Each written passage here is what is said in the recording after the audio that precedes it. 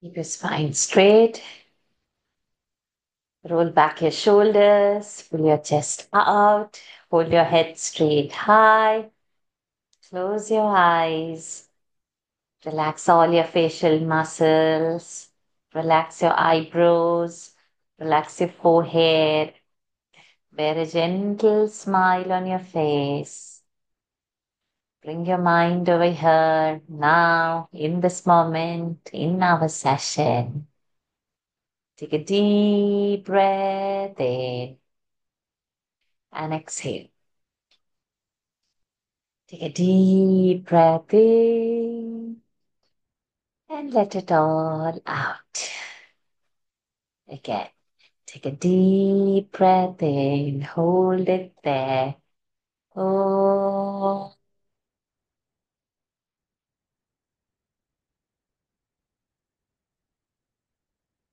oh,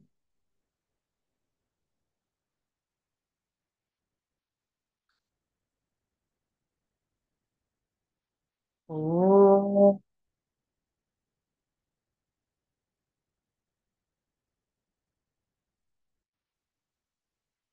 ॐ श्री गणेशाय नमः। ॐ श्री सरस्वत्यै नमः। ॐ श्री गुरुभ्यो नमः। वसुदेवसुतं देवं कंसचाणूरमर्दनं देवकी परमानन्दं कृष्णं वन्दे जगद्गुरुं। कृष्णं वन्दे जगद्गुरुम्। Pranams to the Lord. Pranams to all the Mahatmas in tonight's Gita memorizing session. We are doing chapter 2, and today's agenda is to do from verse number 1 to 20. So now first we will have Vish and Dhanya.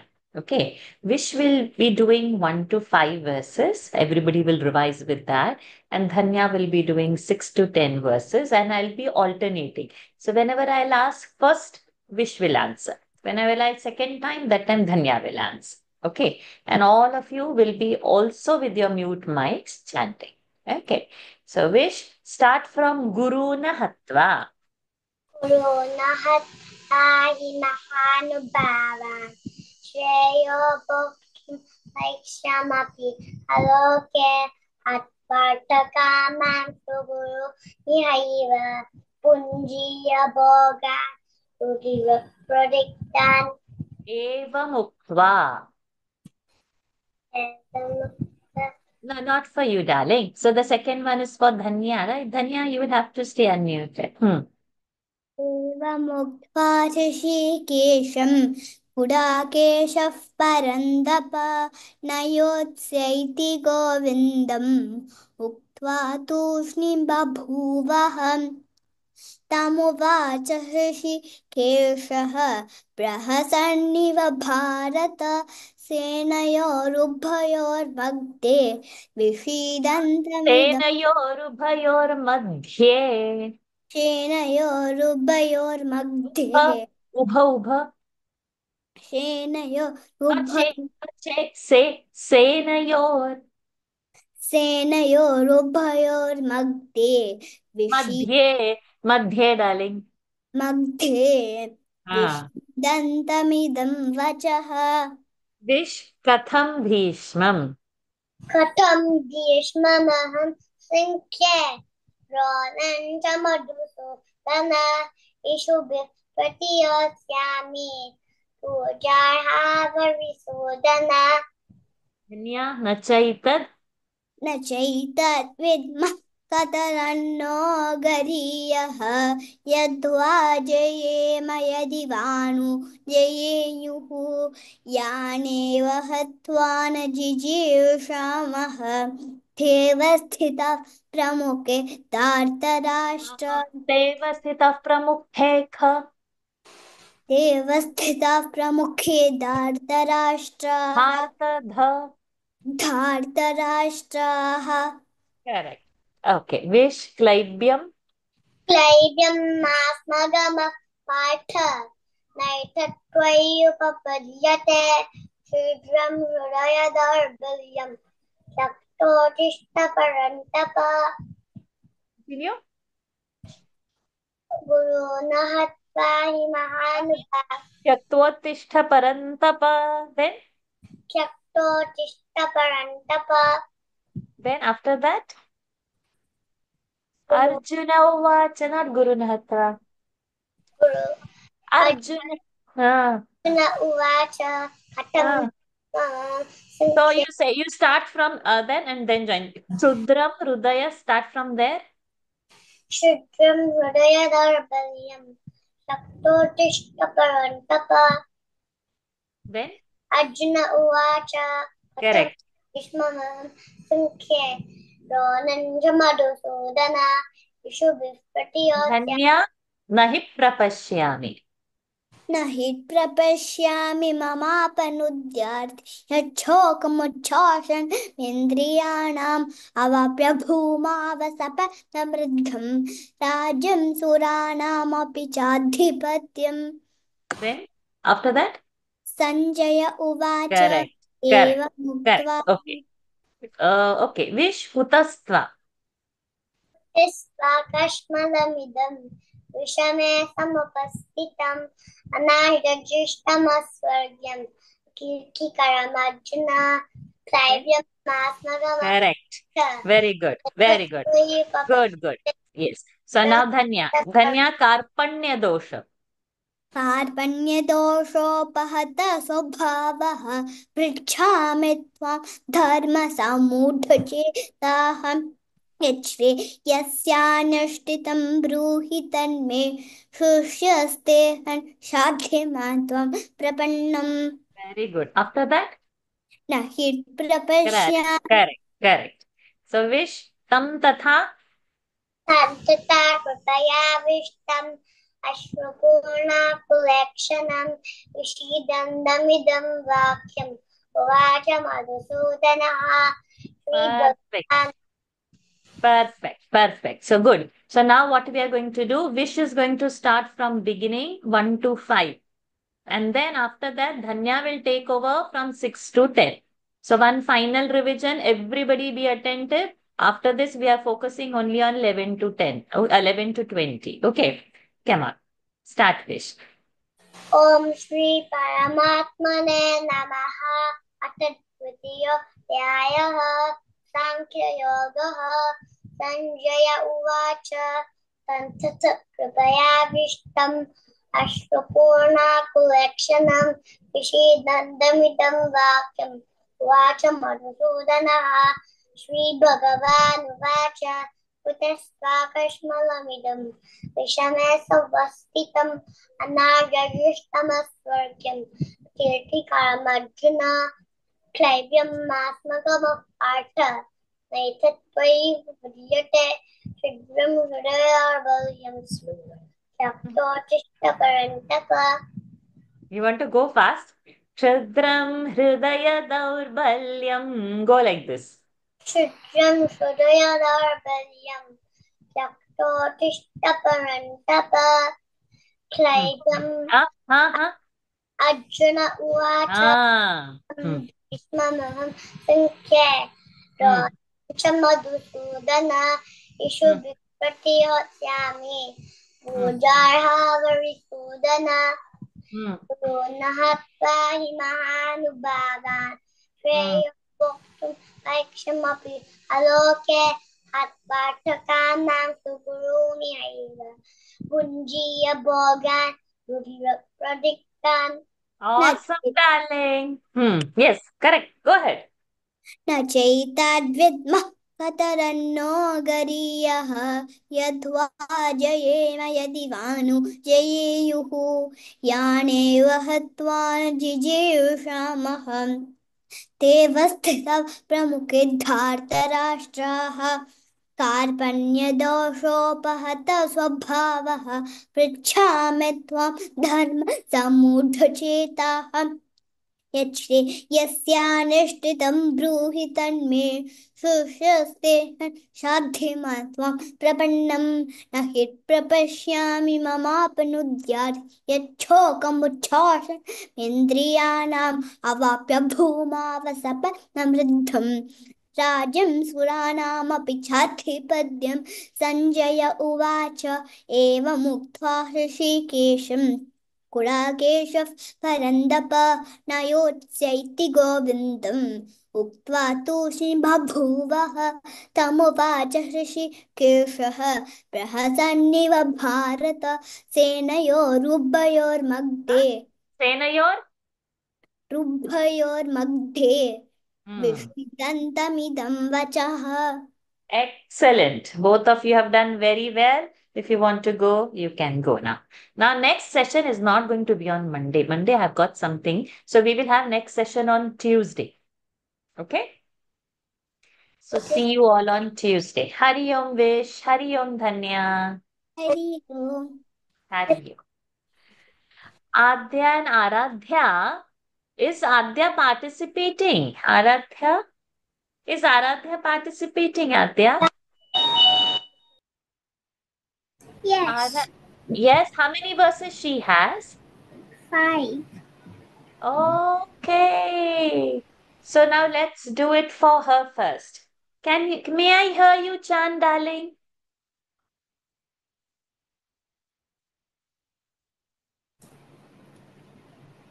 She's going to chant. Aradhya.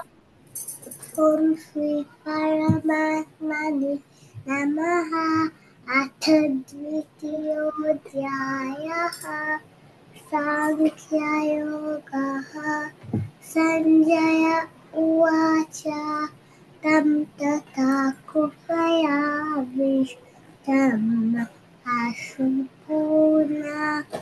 अश्रुपूर्णकुलेक्षणम्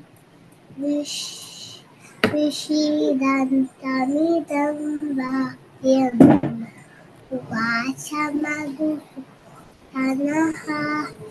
इषुभिः Sri Bhagavanuvacha. श्रीभगवानुवाच कुतस्त्वाकस्मलमिदम् विषमे संस्थितम् अनायदुष्टमस्वर्ग्यम् अकीर्तिकरमर्जुन क्लैब्यमास्मगमः पार्थ नैतत्त्वय्युपपद्यते Rudram. क्षुद्रमुदय दौर्बल्यम् त्यक्त्वोत्तिष्ठ परन्तप सञ्जय उवाच तं तथा Aha. कुपयाविष्टम् Arjuna Uvacha. Arjuna उवाच Hmm. कथं Hmm. भीष्मः सङ्ख्ये Hmm. रोदनशमधुसूदन इषुभिः प्रतियोस्मि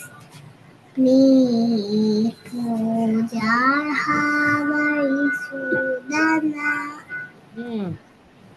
Guruna. गुरूणाच महानुभावान् Hmm. श्रेयो भोक्तुं वैक्ष्णपीह लोके Hmm. हत्वार्थकमां सुगुरुनिहैव Hmm. कुन्तीय भोगरुधिरप्रदिग्धान् Excellent, Aradhya. You're doing very well. But I want you to see me on again Tuesday. Okay?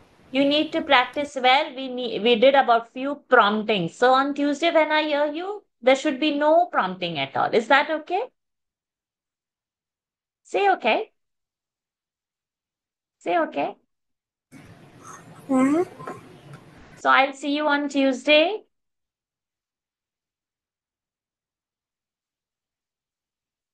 Adya, can you unmute yourself? Yes, Aradhya, I'll see you on Tuesday. Hari Om. Say Hari Om. Hariom Yes. Oh, sweet too. Love your voice. So nice. Okay. Padmini ji, is Aradhya there? Varshaji is the one with Adya. Hi. So Yeah. I was thinking, oh, but today she looks completely different and she was chanting so well. Oh. Today she sat over there the full time. She didn't do any fidgeting. She looks Yeah. completely different. Yeah, Oh, actually, with me, she is like that. oh my God. So amazing. Amazing. Amazing. Well done. I didn't realize that this was our own Aradhya. I thought, oh, we have two Aradhyas. Good. Okay, Oh, thank you, Varshaji. thank you. So I'll see her on Tuesday. Now we will have. Arin, how many you have memorized? No, you have to unmute. 10. 10. And Arjun, how many you have memorized? 15. 15. Okay. So we will start with Arin and Arjun. First one, when I will say, that will be for Arin. Second time, when I will say, that will be for Arjun. Okay. Arjun Klaibyam. Sorry, Arin Klaibyam. You have to completely stay unmuted throughout. Huh? Don't do this time waste of mute, unmute, and all. Because it's going to be alternate. क्लैप्यं नास्मागमपार्थ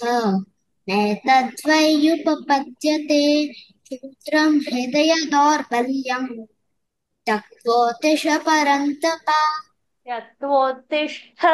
Let it come nicely. उत्तिष्ठ परन्तप Hmm. Continue. Arjuna. Arjuna उवाच हतं भीष्महं सङ्ख्ये Katham bhishmamaham sankhye.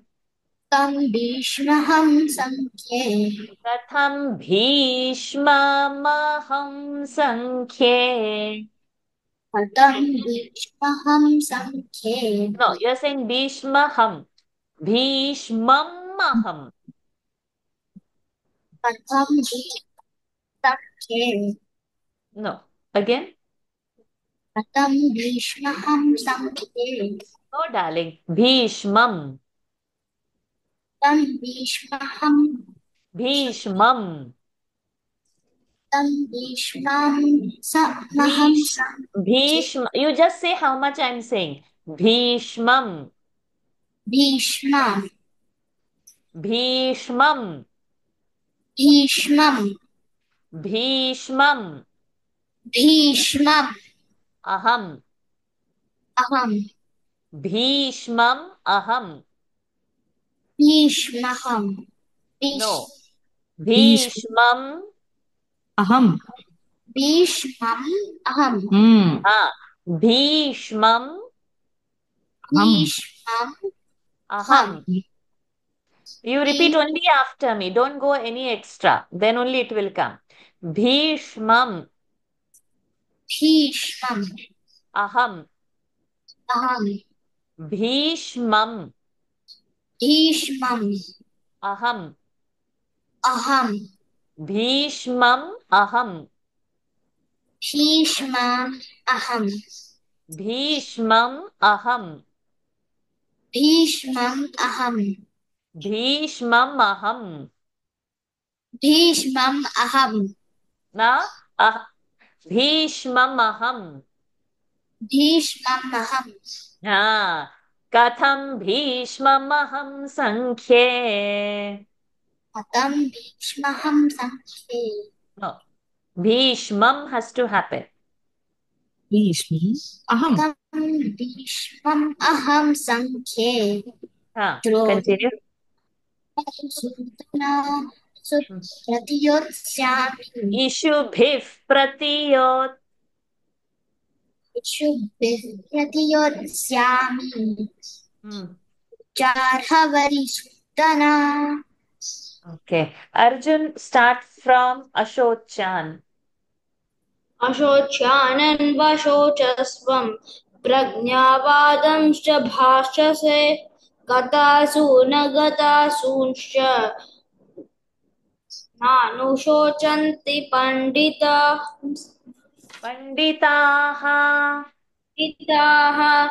न त्वेवाहं जातु नास्मि न त्वन्नेमे जनाधिपा न चैव न जनाधिपाः न चैव जनाधिधमः प्राण, let it come darling. जनाधिपाः न चैव न भविष्यामः सर्वे वयमतः परम्।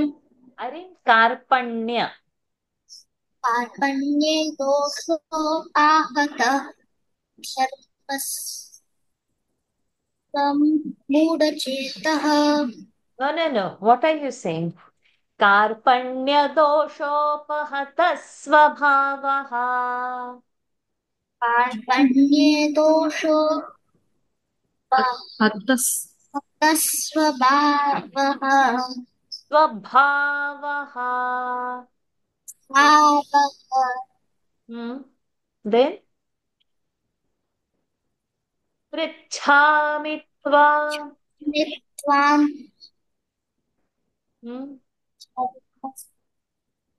धर्म सम्मूढचेताः।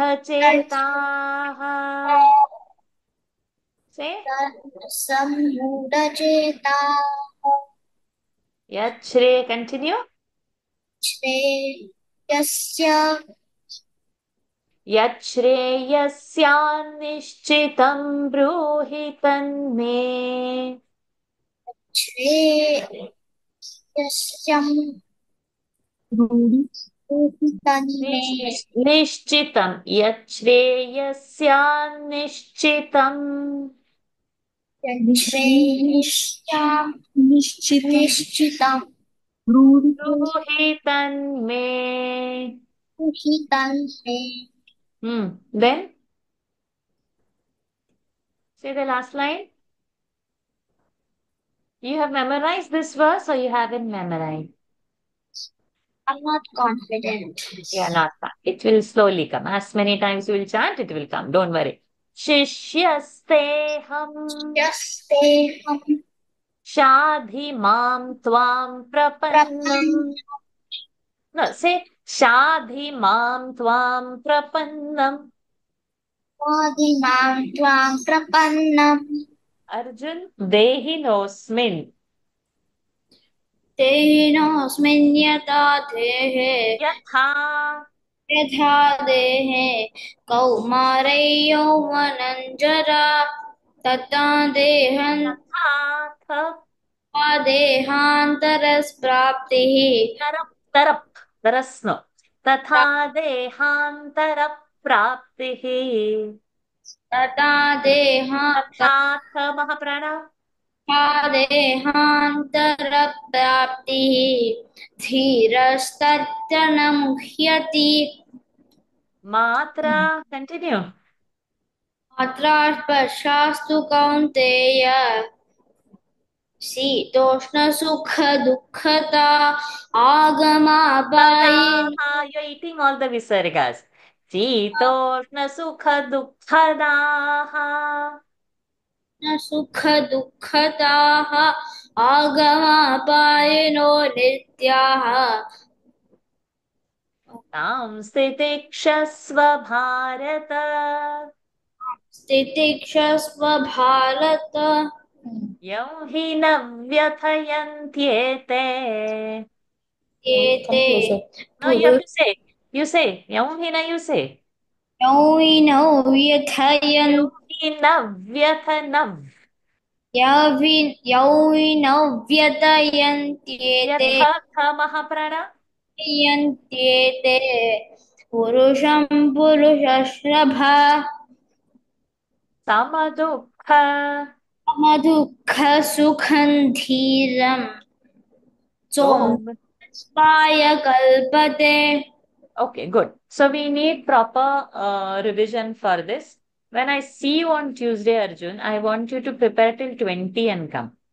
Because we won't have time then thereafter. Today we are already on 4th. Okay. So you should memorize. So Tuesday is what day? Tuesday is date is 8th. So then if like this, like how today you have memorized, now this rough memory, that from 16 to 20 you do and come, but 11 to 15 you make it thorough and come. Okay. And then we take it on. If you want to go, you can go, but if you want to practice more, you be over here. Erin, we'll come back to you now. Okay. Nahi prapashyami. प्रपश्यामि मान Mamapa. ममाप Nudyat. मुख्या Okay. Very thoroughly, how much you have memorized? 1 to Okay. 5. 1 to 5, just start from beginning. Sanjaya Uvacha. Let me hear you once. उवाच तं Hmm. तथा कृपयाविष्टम् अश्रुपूर्णाकुलेक्षणम् निशिदन्तमिदं वाक्यम् वाच मधुसूदनः Shri, Shri, Shri Bhagavan दष्ट्वा कुष्मलमिदं विषमे स्थितम् अनार्यदुष्टमस्वर्ग्यम् अकीर्तिकरम् Arjuna Arjuna, don't say separate. Akirtikaram Arjuna. Karam Arjuna क्लैब्यं मास्मागमपार्थ Come of Partha. Partha नैतद्वैयुपपद्यते रुद्रं हृदयदौर्बल्यं त्यक्तोऽपिश परन्तप Yeah. Tvotishtha Parantapa. त्यक्तोऽतिष्ठ परन्तप Arjuna Uvacha. उवाच तं भीष्महं Katham Bhishmam Aham. Bhishmamaham. तं भीष्महं सङ्ख्ये द्रोणश्च मधुसूदना प्रतियोत्स्यामि पूजार्हवरिसूदना Then Guruna. पूर्णहत्यानुभावान् श्रेयो भुक्तं वैश्यामपिह Shreyo Bhoktum. श्रेयो भोक्तुं वैश्यामपिह लोके Hatvartha. प्रार्थकमं Kamamstu. Aki matra is that? Hatvartha Kamamstu. वार्थकामां Guru Nihaiva. गुरूनिहैव Bhunjiya Bhogan. चीयभोगान् रुचिरप्रदिग्धान् So when I see you on Tuesday, Ari, you make 1 to 10 perfect. But 11 to 15, I want little weak. You have 20 verses, right? Yeah. So 1 to 10, I want perfect. Today, 6 to 10 are not perfect. So on Tuesday, it should be very perfect.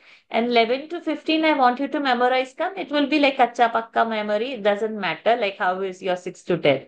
But 1 to 10 has to be thorough by Tuesday. Okay. If you want to go, you go. But if you want to listen others and take it as your practice session more, then you please wait. Okay. Hari Om. Hari. Now we will have Adya, how many you have memorized?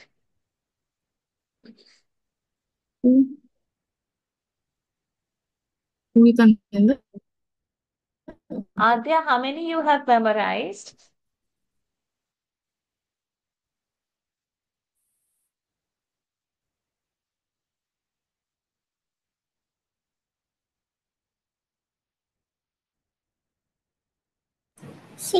ma'am.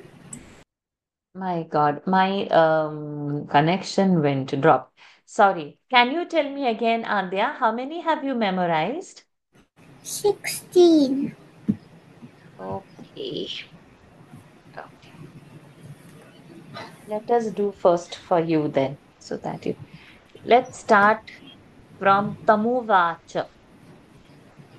तमुवाच ऋषिकेशः प्रहसन्निव Bharata सेनयोरुभयोर्मध्ये कौमारं विषीदन्त सेनयोरुभयोर्मध्ये विषीद सेनयोरुभयोर्मध्ये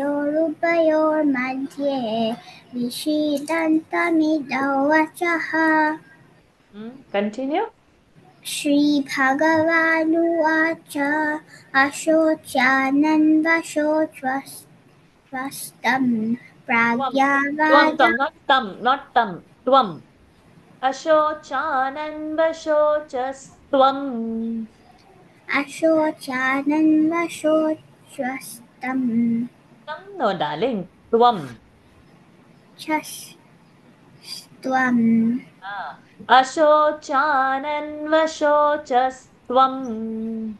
अशोच्यानन्वशोच्यस्त्वं प्राज्ञावादांश्च भाषसे Ha, Mahaprana. भाषसे गतासु न गतासूंश्च नानुशोसन्ति Pandit Tosano. Shochanti. शोचन्ति पण्डिताः Continue. Continue. Natve. न त्वेवाहं जातु नाशं न त्वं नेमे जनाधिपाः न चैन भविष्यामः Chaiva na bhavishyaamaha. चैव न भविष्यामः Sarve. सर्वे वयमतः परं Dehi. देहिनोऽस्मिन् यथा देहे Yathatha Mahaprana. यथा देहे Dehe. De is not a Mahaprana. De is Alpa Prana. Dehi nosmin yatha dehe. देहिनोऽस्मिन् यथा देहे Dehe, darling. Dehe. Alpa Prana. देहे कौमारं यौवनं जरा Tatha. तथा देहान्तरप्राप्तिः Dhiras. Dhi धीरस्तस्य Mahaprana. Mahaprana. Dhiras. धीरस्तत्यनमुह्यति Tatrana. Dhiras tatrana. धीरस्तत्र न मुह्यति Continue. मात्रा स्पर्शास्तु Kaunteya शीतोष्णसुखदुःखधा Sukha, dukkha, and then daha. दुःखदुःखधा Not dhu, du. Sukha, Mahaprana. Du, Alpa Prana. दुःखधा Khadaha, daha, Alpa Prana. सुखदुःखदाः Then, Agama. आगमापाहिनो नित्याः तां स्थिति Repeat. तिष्ठस्व भारत Tikshasva. तां स्थितिक्षस्व भारताः Bharataha is not there. Bharata. Bharata Then, Yam hina. हि न व्यथयन्त्येते पुरुषं पुरुषर्षभा सुम Sama dukha. समदुःखसुखं धीरं सोमुतत्वाय कल्पते Very good. One more. विद्यते भावः नाभावो विद्यते सतः Very good. Again. उभयो Hmm. रुचि उभयोरपि दृष्टोऽन्तः उभयोरपि दृष्टोऽन्तः त्वान्ना वनयोस्तत्त्वदर्शिभिः त्वनयोच्यनधर्षिभिः त्वनयोस् त्वनयोच्यन अहः त्वनयोस्तत्त्व त्वनयोस्तत्यदर्शिभिः तत्त्व तत्त्व त्वनयोस्तत्त्व त्वनयोस्तत्यधर्षि Yeah, no, darling, तत्त्व त्वनयोस्तत्त्व त्वनयोस्तत्त्व दर्शिभिः धर्षिभिः नो ध अल्पप्राण दर्शिभिः not done nicely, darling. What happened? Normally, you will do very nicely and come. So, I'll see you on Tuesday. This 1 to 16 has to be very thorough by then. We don't have much time. And try and add two more to it, 17th and 18th also. Okay? See you, Adya, on Tuesday. Hari Om. Hari Om. Hari Om. Hari. Arin, if you want, yes, you can go. Hari Om. Arin also can leave. Adya can also leave. So now we have Hari Om, darling. Nitya and Sanya. Both of you have memorized till 25? I've only memorized till 20. Okay, no problem. We will do. So first one will be for Nitya, second one will be for Sanya. Huh? Let's go. Nasato. नासतो विद्यते भावः नाभावो विद्यते सतः उभयोरपि दृष्टोऽन्तः त्वनयोस्तत्त्वदर्शिभिः अविनाशि तु तद्विद्धि येन सर्वमिदं ततं विनाशमव्ययस्यास्य न जायते न जायते म्रियते वा कदाचित् नायं भूत्वा भविता वा न भूयः अजो नित्यः शाश्वतोऽयं पुराणः न हन्यते हन्यमाने शरीरे मात्रा स्पर्शास्तु. Nitya. मात्रा स्पर्शास्तु कौन्तेय शीतोष्णसुखदुःखदाः आगमापायिनो नित्याः तां तितिक्षस्व भारत यौ हि न व्यथयन्त्येते पुरुषं पुरुषर्षभ समदुःखसुखं धीरम् Ashocyan. अशोच्यानन्वशोचस्त्वं प्रज्ञावादांश्च भाषसे गतासु न गतासूंश्च नानुशोचन्ति पण्डिताः न त्वेवाहं जातु नासं न Yenam vetti. य एनं वेत्ति हन्तारं यश्चैनं मन्यते हतम् उभौ तौ न विजानीतः नायं हन्ति न हन्यते न जायते म्रियते वा कदाचित् Shitoshna.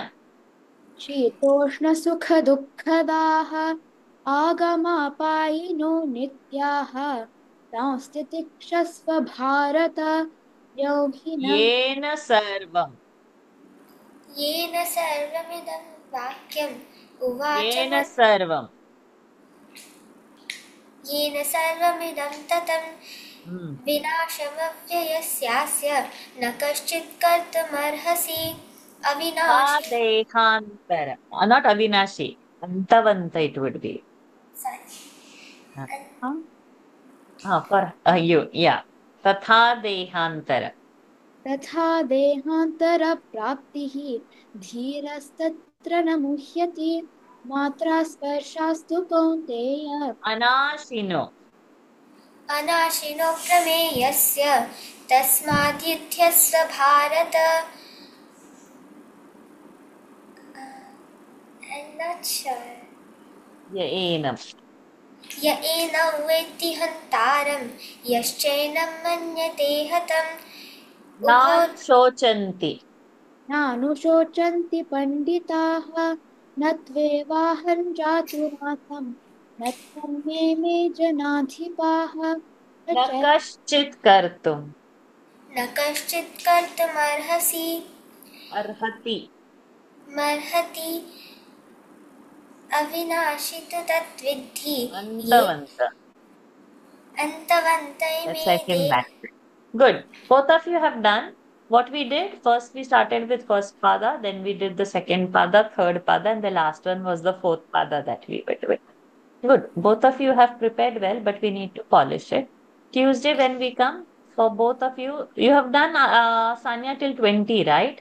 Yeah. So we should add till 25 for you. By Tuesday, let it be ready. Okay. And Nitya, you should practice well. Your memory is there, so should not get confused. But today I have not asked those longer ones, Karpanya, Dosho, and Aita. So sometimes you are getting off tune with the bigger verse and the Anushtup Chanda verse. So that you practice and come. So Tuesday between you and Sanya, we will have 1 to 25. The group will, let's see how the elders do. If they are good with 1 to 20, then they will also join the league because you have to reach 45. So we have to speed up for the adults. Okay, Hariyo. Sanya and Nita, if you want to leave, you can leave. Hariyo. Hariyo. Tuesday. Okay. Now between three of you, today Ramya will start. Second, Nikita. Third, Padmini ji. Okay. All of you have done till 11 to 20, right? So we will focus 11 to 20. 1 to 10, I will might in between might touch if at all needed. And we'll do the same thing. First pada, second pada, third pada, fourth pada. I'll mix and give. So let us start. Agama Paino. आगमापायिनो नित्याः तां स्थितिक्षस्व भारत यौ हि न व्यथयन्त्येते पुरुषं पुरुषर्षभ समदुःखसुखं धीरं सोमृतत्वाय कल्पते Vinashamavvyaya. Sorry, can you say this? Yeah, Vinashamavvyaya.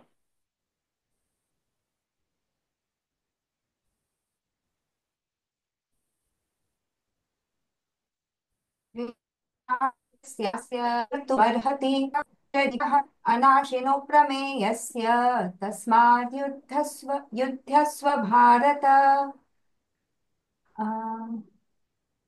य एनं वेत्ति हन्तारं यश्येनं मन्यते न हतम् चैव न न चैव न भविष्यामः सर्वे वयमतः परम् देहिनोऽस्मिन् यथा देहे कौमारं यौवनञ्जरा तथा पुरुषं पुरुषर्षभ. पुरुषं पुरुषर्षभ समदुःखसुखं धीरं सोमृतत्वाय कल्पते नासतो विद्यते भावः नाभावो विद्यते सतः उभयो Nityasyoक्तास्. नित्यस्योक्ता. नित्यस्योक्ता शरीरिणः विनाशमव्ययस्यास्य न न अनाशिनो. अनाशिनो प्रमेयस्य तस्माद्युध्यस्व भारत य एनं वेत्ति हन्तारं यश्येनं मन्यते हतम् उभौ येन सर्वं येन सर्वमिदं ततं विनाशमव्ययस्यास्य न कश्चित् कर्तुमर्हति अन्तवन्त इमे देहाः नित्यस्योक्ता शरीरिणः सर्वे वयं. sorry सर्वे वयं सर्वे वयमतः परं देहिनोऽस्मिन् यथा देहे कौमारं यौवनञ्जरा तथा देहान्तरप्राप्तिः सोमृतत्वाय. सोमृतत्वाय कल्पते नासतो विद्यते भावः नाभावो विद्यते सतः उभयोरपि दृष्टोऽन्तः त्वनया नायं हन्ति. I didn't get Yeah, for you only. Nayam hanti. नायं हन्ति न हन्यते Hmm. न जायते म्रियते वा कदाचित् नायं भूत्वा भविता वा न भूयः अजो नित्यः शाश्वतोऽयं पुराणः Good. न हन्यते हन्यमाने शरीरे. Good. So we finished all the 4 quarters. Tuesday, we are about 4-5 days away. You'll be able to do 25, 5 more verses, or you can do more. How many verses you can do? 30. Okay. 30 should be fine. 30 can we? Now 20. Yes, Padmini ji. So, okay, Yes, then yes. so then we will do 30 verses for Tuesday. Means I will put the schedule also in the group, because as the days near, so tomorrow is Saturday. If we'll count that tomorrow Saturday, then not the next Saturday, the following Saturday is the competition. Correct. So it's only 2 weeks.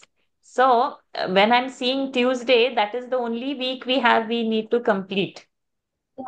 Then in the following week, that weekend is the competition. So if we say Tuesday 30, then Friday we can do 36 or something like that, or 37. We can add up 6 or 7 verses. Then again the following Tuesday we can add up the balance 7-8 verses and complete 40. Then we'll get 4 days to make it nice. Okay.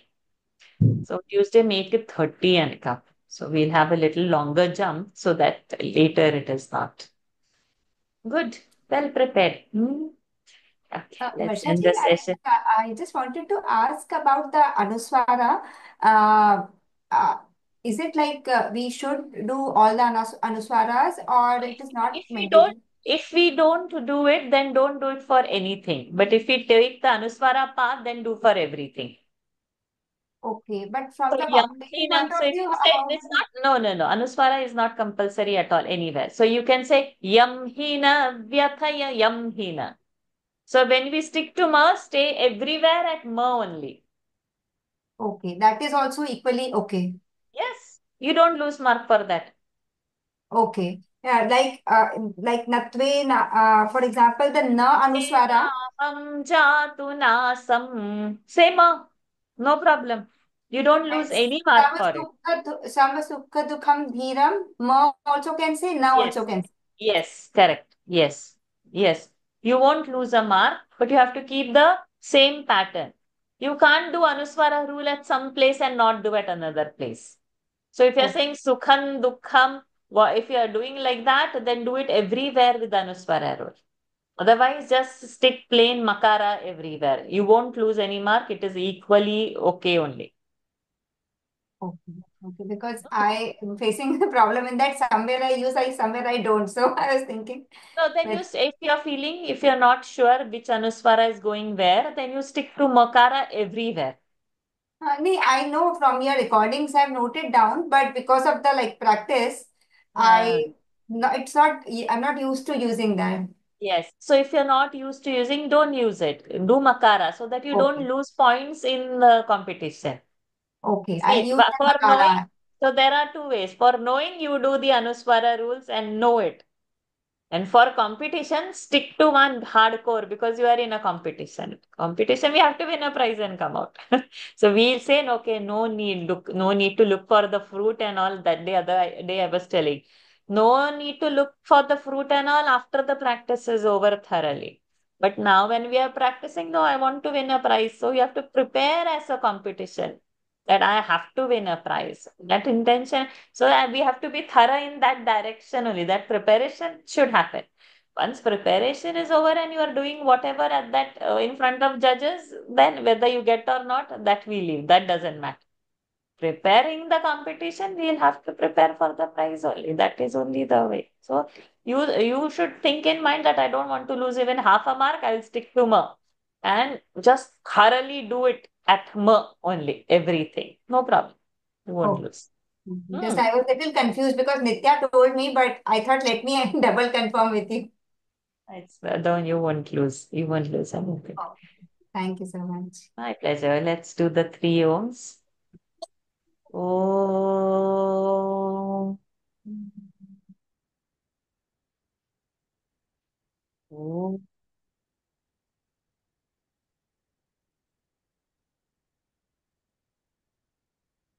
Oh, Hari Om. See you all on Tuesday. Hari Om. Hariom Hari Om Hari Om. Hari Om. Hariom. Hari Om, darling.